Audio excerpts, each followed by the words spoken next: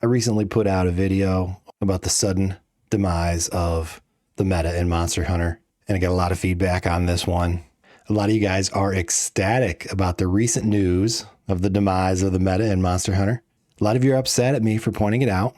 I know it's hard for some people to deal with. Grief is a very difficult emotion to process. And a lot of you are still in disbelief at the idea that Capcom had anything to do with destroying the meta. A lot of people feel like the meta is always going to exist no matter what Capcom does, no matter what the game's like. Well, I got news for you guys. I'm going to lay it all out for you in this video. No matter which group you fall into, whether you're celebrating, whether you're doubting, whether you're just plain upset about this, what I'm going to show you today will blow your mind. Capcom didn't just tweak the game a little bit to adjust the meta. Capcom completely dismantled it.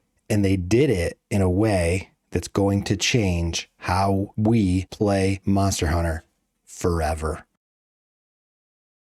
I want to start by showing you this quote from Yuya Tokuda, the director of Monster Hunter Wilds. This is a great video. I recommend watching the whole thing. I'm going to play the relevant section here where he's asked about the new weapon skill system in Monster Hunter Wilds and why they made this change. On previous titles, the place where you put equipment skills has always been the armor rather than the weapon, right? So that meant if you needed to equip skills that were sort of specific to a certain weapon or category of weapons, there was sort of an inevitability about certain skills and certain armor gear being the kind of only viable choice.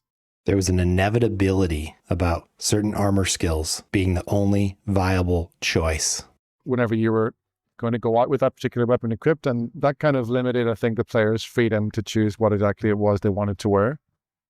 Limited the player's freedom to choose exactly what they wanted to wear. Now, what is he talking about, this inevitability? For example, what I've heard from a lot of people say about Gunlance is there are certain skills that you just have to have when you play Gunlance to make it effective. A lot of people refer to this as the skill tax of a weapon. Some weapons have a higher skill tax than others, and a lot of people are talking about Gunlance has such a high skill tax, we can't pack in any other skills that we want to boost our damage. We have to take these particular skills just to hit a baseline functionality. So is he talking about a skill tax here? If he were talking about a skill tax, if they wanted to change the game to get rid of that skill tax, they could have adjusted the game for those specific weapons that people felt were unfair. But that's not what they did, is it? They didn't just adjust Gunlance or Charge Blade or Bow to mitigate the effects of the skill tax. They did change those weapons for sure, but they went much further than that, which I'm about to show you. That tells me that he's not talking about a mere skill tax. Capcom didn't just fix this issue for the few weapons that everyone complained about. What they did was they changed the skill system for all weapons. All right. So what that tells me is that this isn't just about a skill tax. It's about something much bigger and deeper. And I have found what that reason is. Tokuda didn't want to tell you. He's trying to be nice. He's trying to be diplomatic. His language is very diplomatic here, but the message is clear. People felt like they couldn't wear what they wanted to wear. And I'm going to show you exactly why they're feeling this way. I found that deeper reason. I'm going to use a spreadsheet to do it. Don't worry, I'm just using the spreadsheet for formatting purposes. No numbers were crunched in the process of making this spreadsheet. All right, this is not a spreadsheet simulation of the game. Just wanted to put it in a table so you could see things better. Since you guys loved my defense video where I did some spreadsheet magic, I figure, all right, let's go back to this spreadsheet to illustrate my point. So let's just dive right in here. What is this guy talking about? What is this guy going on about? Take a look at this. The changes that were made to the skill system are this. In brief, Capcom has broken down what we previously called armor skills. They've broken it down into two categories: weapon skills and equipment skills. And they even explained to us in this same video what guideline they used to make this split. The skills that were assigned to the weapon skill system are skills that the only effect that they have is to alter the stats on your weapon or to alter the functionality of your weapon. And so you can see right here in this spreadsheet a list of skills that are in the weapon skill system. I'll zoom in a little bit for you. You can see it. We're looking at things like attack boost, crit eye. So these skills increase the attack power of your weapon, regardless of who you're fighting or what you're doing. Critical boost, critical eye, alter the affinity properties of your weapon. They're just straight modifiers to your weapon. Bludgeoner, again, when your weapon hits a certain sharpness level, it does a certain amount of damage. So then we scroll down, guard up, offensive guard. These are skills that only change the functionality of your weapon. They allow you to block better. They give you more damage after you block properly. Okay, handicraft alters the sharpness of your weapon. The rest of these down here are sharpness related skills, and they alter how your weapon loses sharpness. Slugger, punishing draw, stamina thief. These alter the functionality of your weapon. They apply more stun and stamina drain. The element attacks. These are straight modifiers to your weapon's attributes. Are you starting to see the pattern here? All of these things either are a straight modifier to the stats on your weapon, or they change the functionality of your weapon regardless of the scenario that you're in. Rapid morph changes the functionality of your weapon. You can switch between sword and axe mode quicker. Focus changes how quickly your weapon charges up. Load shells changes how quickly you can get your files charged up. Artillery is going to be a straight damage increase to your weapon. All of these weapon attribute altering skills were pulled out of our armor system and put onto a weapon skill system. This is the big change for Wilds. And what that leaves us with is equipment skills. Basically, everything else falls into the equipment skills category. All of the rest of the armor skills that are left over stay as armor skills, but now we're calling them equipment skills. And so we see skills like this. Now, some of these you look at and you go, well, that's a straight damage modifier, isn't it? Not exactly. Adrenaline rush is situational. It depends on how you actually play. It depends on some action that you took against the monster. Agitator is the same. It depends on the state of the monster to activate. All right, so are we going to see all these skills day one? I don't know. This is an example breakdown of what we're going to see. And there's not going to be crossover, folks. Okay, just to let you know, a lot of people are thinking, oh, well, we're still going to be able to put attack boost in our armor, right? No, you're not. You're not going to get that. Part breaker, this interacts with the monster. Peak performance interacts with your other status systems, not just your weapon. So things like peak performance and maximum might are going to interact with your health and stamina. So they're not just things that interact with your weapon itself, regardless of the context. All of these are context dependent skills. Now, a lot of them don't have anything to do with damage. That's fine. Those make a lot more sense, don't they? Things like free meal, item prolonger, geologist, those make a lot of sense staying on your equipment. The thing that trips people up is look at all of these damage skills. Skills that I put up here at the top of the list that people largely consider damage skills. So these skills are not straight modifiers. The reason they stay on equipment is because they're situational, they're dependent, they're conditional. That's how this breakdown works. And they're heavily dependent on your play style. If you're the type of person whose play style is such that you do a lot of evasion, adrenaline rush is something that you're going to want on your set. If you're the type of person who likes to play with health below 100%, resentment is the type of thing that you're going to want to put on your set. As an example, peak performance, you keep your health maxed out. If you're the type of person who knows how to keep their health maxed out and does, peak performance is the type of thing that you're going to want to put on your set. Sneak attack, again, situational. If you're the type of person who likes to come up from behind and attack the monster, that's the one you're going to want on your set. But all of these are conditional. So that's step one, right? The breakdown of the skills. Now, what else have I done here?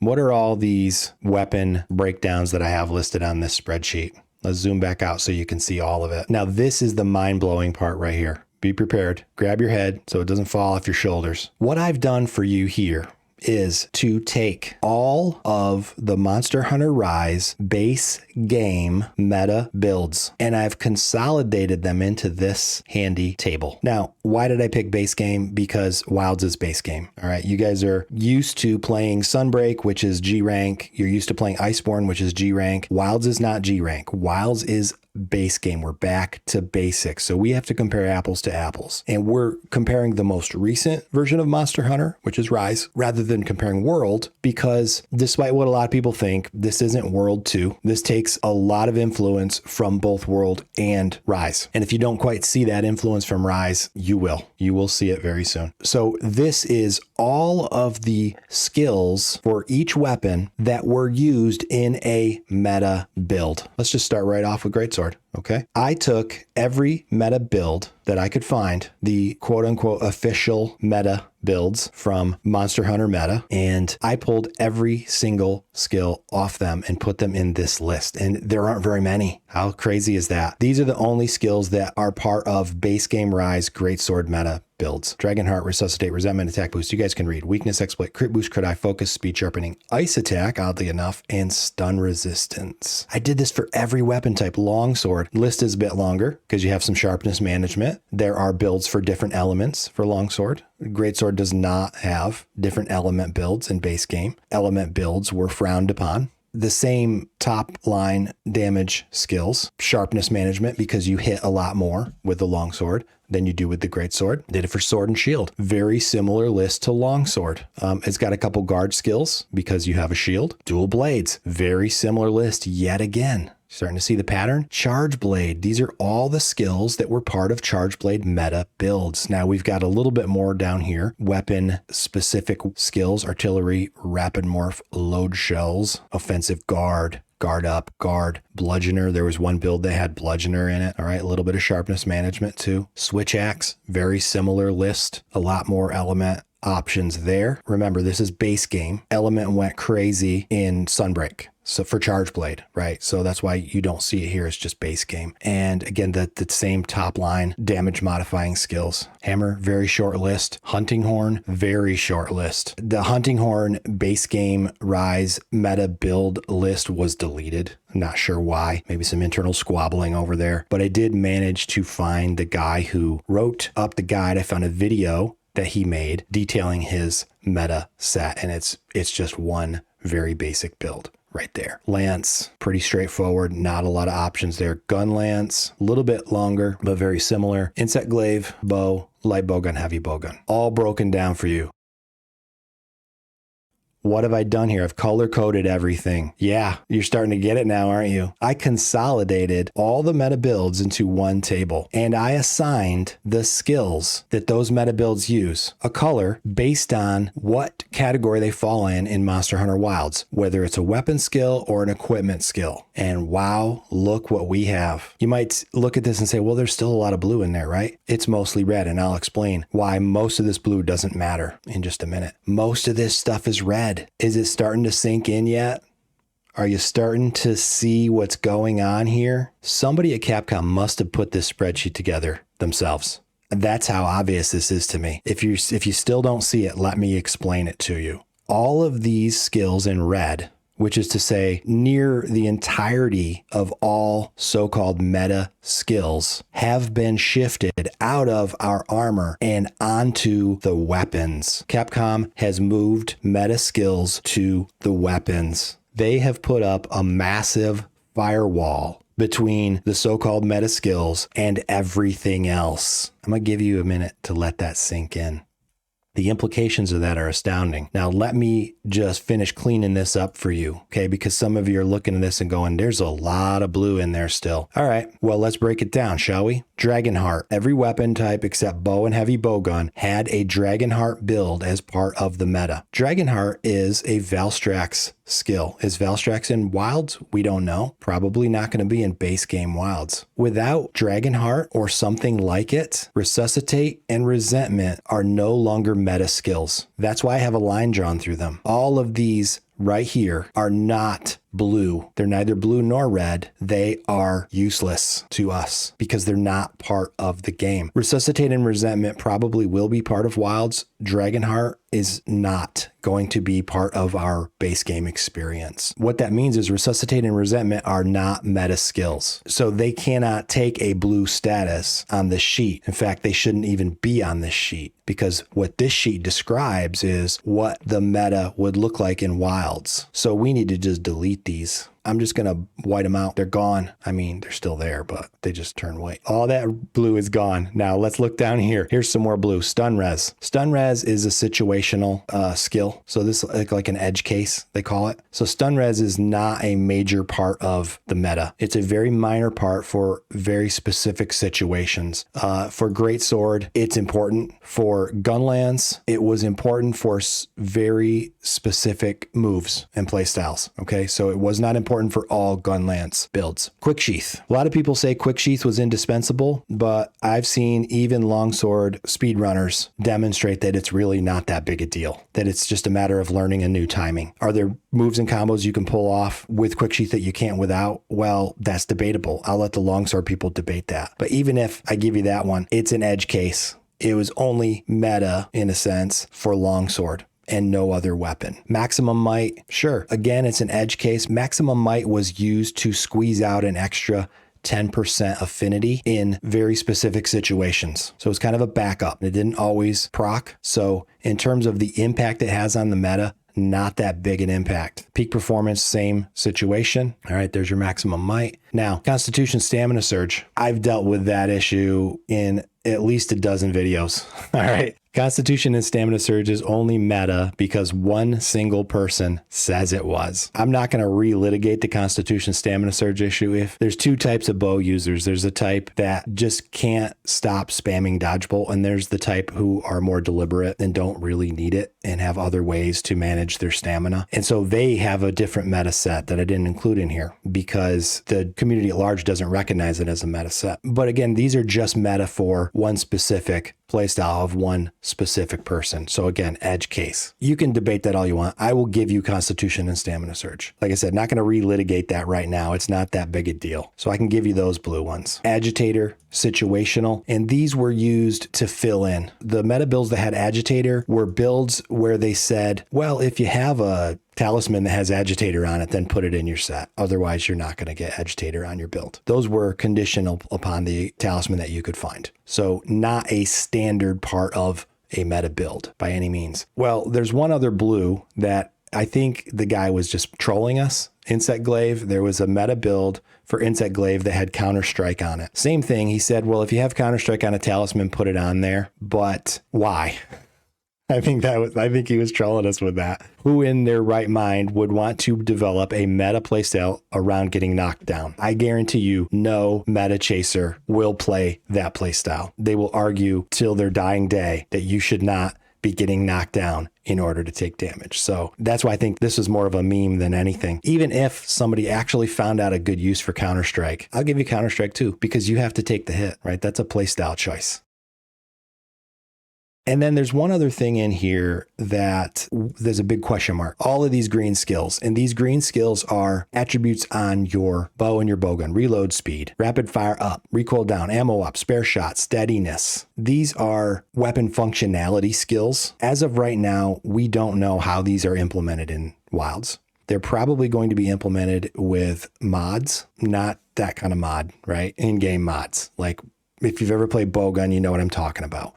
You can install barrels and shields and stuff like that in the older games. So we will probably see that type of thing where it's a special functionality that only applies to the ranged weapons. So you're not going to be able to slot in ammo up on your melee build because you're just not going to get that deco, or you're not going to get gear with it on there. Probably. That's my guess. I don't know though. So those are a big question mark, but those are standard things for ranged weapons, and ranged weapon users have to figure that stuff out in terms of how they want their weapon to handle, how quickly they want it to reload, how much recoil they can put up with, and so forth. Whether they want to go with ammo up versus spare shot, whether they want to adjust for their deviation or not with steadiness. So when you look at this, you've got edge cases, you've got one-off skills, right? Like the agitator and the diversion, the counter-strike, stun res.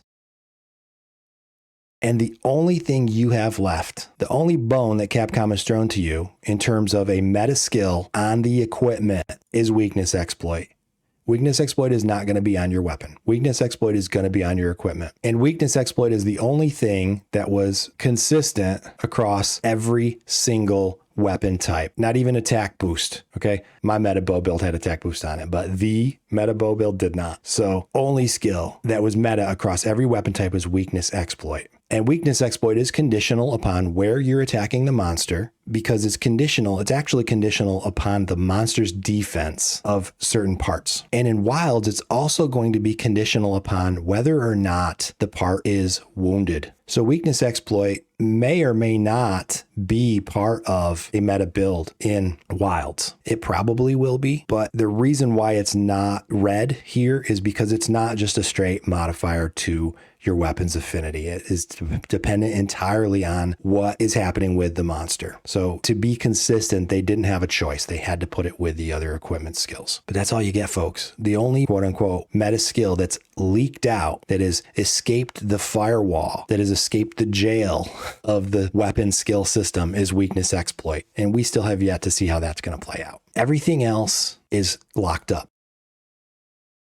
Are you starting to see now how Capcom probably actually made this spreadsheet for themselves to try to get a handle on how we fix this issue? All right, this does not come down to skill tax, folks. If Capcom made this change just to counter the skill tax, they would not have put all these other skills in the meta jail of the weapon skill system. They wouldn't have put attack boost and crit boost and critical eye and all the element attacks and handicraft and guard, okay? They would not have put them in there, but they did. Master's Touch. They took all this stuff out. And so that's what tells me that their choice wasn't based on some type of skill tax. What they're referring to when they say people felt like they had to play with a certain set of skills. This is what they're talking about. People felt like they had to play with these meta skills, not the skill tax skills of, Gunlance, I need to have artillery and load shells and guard up and blah, blah, blah. And I don't have enough space to fit in attack boost and all this other stuff. They are talking about all the meta skills, all the red skills here. People felt like they had to play this way. Now, why did they feel like they had to play this way? A lot of people still don't, mind you, all right? A lot of people come into the comments and say, I don't fall for that meta stuff. I've never seen this kind of stuff before. I don't even know what you're talking about meta. That's fine. You guys are having a great time. Enjoy it.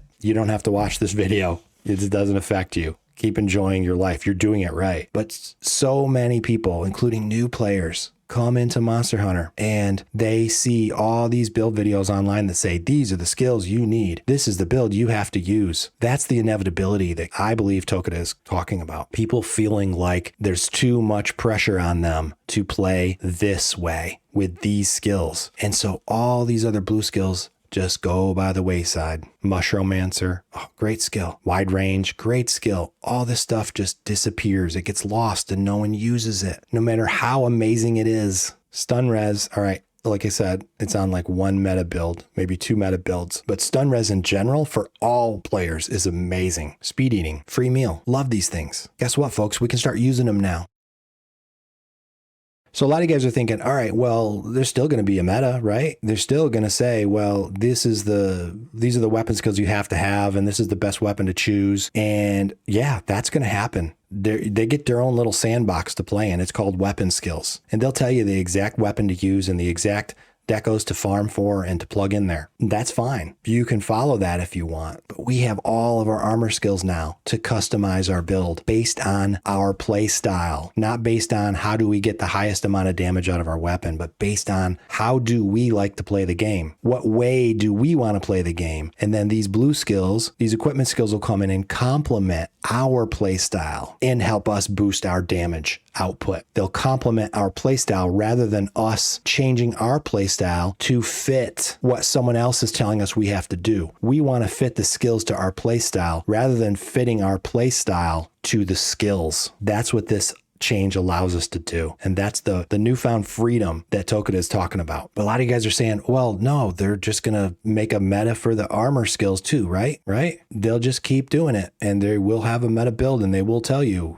all these blue skills that you have to have. Well, here's the thing. When they tell you that you have to equip all of these blue skills, these high damage blue skills onto your armor in order to play the meta, it becomes even more clear, even more obvious that what they're trying to do is not just tell you what set to use, but they're trying to tell you specifically how you have to play the game from second to second, minute to minute.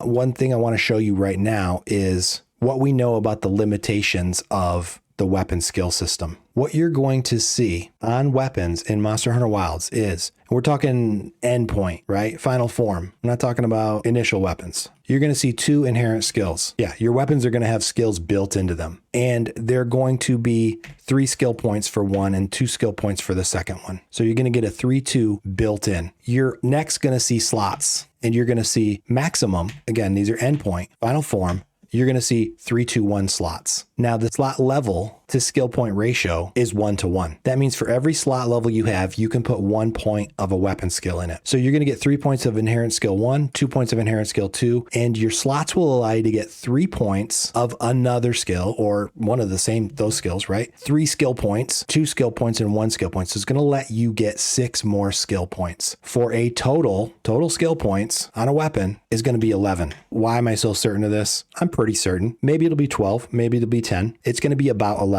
We're going to find out in a week what that real number is. You're going to get 11 skill points that you can pull from these red skills. If we go back to our meta skills and we add up these points, did the greatsword max all these out? No, it did not. But the potential is 23. You look at these other builds and yeah, you're not getting ice attack and all the way down through poison attack, right? You're going to pick one of those element attacks, right? You're going to want to max out your attack boost and get partials of these others. So you're not going to be able to max all these out at the same time. Just like we did in base game Rise, you're going to have to make some choices. You're not going to be able to max attack boost and crit eye and crit boost and focus and speed sharpening and element attack and all that stuff. You won't be able to do it. You're going to have to make compromises.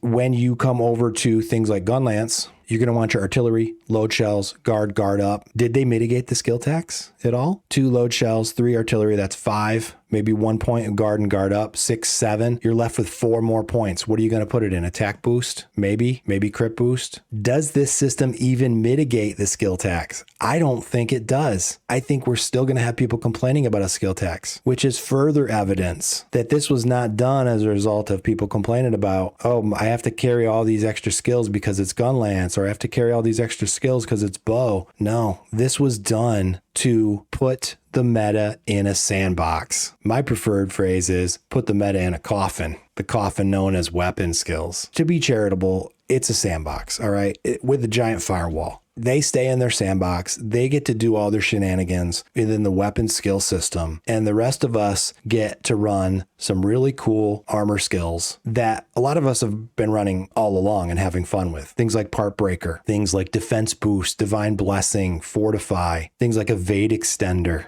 Not involved in the meta builds, is it? But it's a whole lot of fun and opens up a lot of different play styles. Evade Window as well. People who don't want to spend 3 weeks straight trying to master the timing of one evade. Mushromancer, top tier skill. And I love these gathering skills. Free meal, amazing skill. Master Mounter. These are the things that we love to play with. And our resistances. We'll be able to build in more resistances now to deal with all the nonsense, the frustrating attacks that we have to endure because, yeah, most of us get hit, right? So it's going to be pretty crazy. It's going to be pretty amazing. It's going to be pretty insane. What are we going to see the meta crowd do? Well, so they're not going to stay in their sandbox. They're going to come over to the equipment skills side of the game. They're going to start trying to stack as much as they can in there too. But here's the problem. All the skills on the equipment side are intrinsically tied to very specific play styles. Don't believe me? Just take a moment to think about it. Yeah, even weakness exploit is. On the weapon side, the meta used to be about sticking to high damage combos. That's the only thing that the meta builds implied, and they would tell you what those combos were. But trying to build a meta on the equipment skills side, that now requires you to fine-tune your playstyle to be even more rigid and robotic. So any meta that gets developed for the equipment skill side will require people to follow strategies and scripts that go well beyond merely copying a set of combos and spamming them. It's going to be hyper-specific, hyper-optimized, and frankly, hyper-exhausting to try to follow all of it. So here's the big question, guys. Will this be too much for people to deal with? Will the rank and file players immediately see the absurdity of this kind of forced playstyle meta? Or will they be even more demoralized by the incessant droning of optimization at all costs type of videos put out by nearly every YouTube creator? The truth is, Capcom is trying to give us more freedom. Freedom to build how we want. Freedom to play how we want.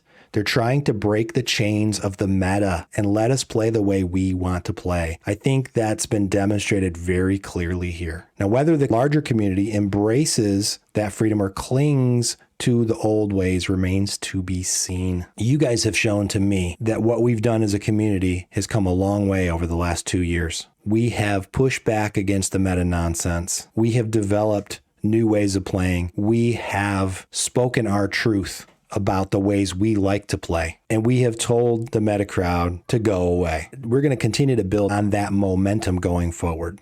What do you think about all this? Is this really the end of the meta as we know it? Or is it just the beginning of a new one? Based on what we know right now about how these new systems work, I believe that Capcom has done us all a huge favor and has finally taken steps to mitigate the undue negative influence that this type of thinking and behavior has had on our community. And I think we need to ride that wave into the future and continue to promote the true values of the Monster Hunter community. And for everyone out there who's already living their truth and living those values, I salute you. I congratulate all of you. Let's keep promoting that amongst all the millions of new players that are going to be coming in and continue to enjoy Monster Hunter exactly the way we choose to. Let me know in the comments what you think about all this nonsense. Like and subscribe for more deep dives into Monster Hunter Wilds. It's going to be a blast.